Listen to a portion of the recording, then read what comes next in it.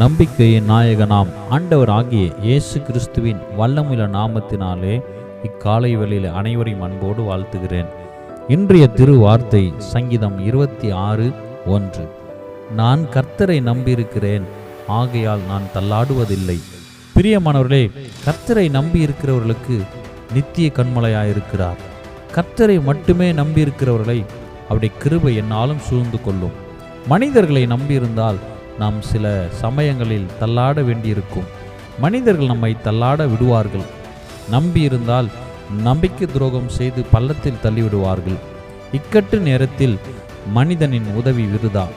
இக்கட்டான காலத்தில் மனிதர்கள் மீது வைத்த நம்பிக்கை அற்று போகும். திக்கற்று உதவியற்று நிற்க வேண்டி வரும். ஆனால் கர்த்தரை நம்பினால் எல்லா சூழ்நிலையிலும் நம்மோடு இருந்து நம்மை தள்ளாட விடாமல் நம்மை வழி நடத்துவார். கர்த்தரை நம்பு, வராது வம்பு. இக்காலை வேளையிலே நாம் கர்த்தரை மட்டுமே நம்பி ஜீவிப்போம். அவர் நம்மை தள்ளாட விட மாட்டார். ஆமென்.